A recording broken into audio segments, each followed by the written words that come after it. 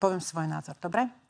Môj názor je taký, že je úplne evidentné, že Ukrajina by sa nemohla brániť, keby sme jej aj vojensky nepomohli. Vojensky pomôcť znamená, že krajiny, ktoré majú veľa výzbroje, dobrú výzbroj, modernú výzbroj, mali hneď v úvode tieto zbrane Ukrajine dodať a dnes by sme sa tu už tešili, že je po vojne. Toto sa ale nestalo. Ja rozumiem tomu, prečo sa do toho nezapojila Severoatlantická aliancia. Naozaj tomu rozumiem. Čiže vy hovoríte, že na Ukrajinu malo ísť viac zbraní už dávno? Ja som povedala, že na začiatku tejto vojny tí, ktorí sú spojencami Ukrajiny, mali pochopiť, že so starými zbraňami Ukrajina túto obrannú vojnu nemôže vyhrať. Čiže inými slovami hovoríte, že západné štáty tam mali dávno už poslať viac zbraní.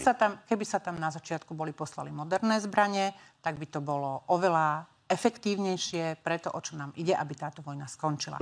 Hovoríte, Západ tam mal dávno poslať moderné zbranie, to je váš postoj. Tí, ktorí majú moderné zbranie a ktorí ich majú veľa a ktorých odmietajú Ukrajine dať.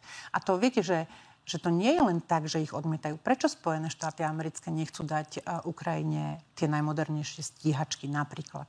Pretože viackrát už administratíva pána Zelenského vyzvala... Ale už naozaj vojenský magazín. Okrem iného na F-16, pokiaľ ja teda viem, sa naši piloti roky nejakým spôsobom trénujú. Takže nerobme z tohto vojenský magazín, ale aby sme si vyjasnili postoje Moniky Beňovej.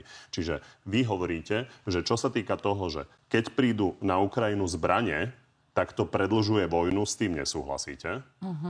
Keď tam posielame také zbranie, ako sme tam posielali my, tak s tým sa Ukrajina evidentne, podľa tej situácie, ktorá tam je, nevie efektívne brániť. Dobre, s konštatovaním poslať akékoľvek zbranie na Ukrajinu, lebo to predĺžuje vojnu, je zlý nápad. S tým nesúhlasíte?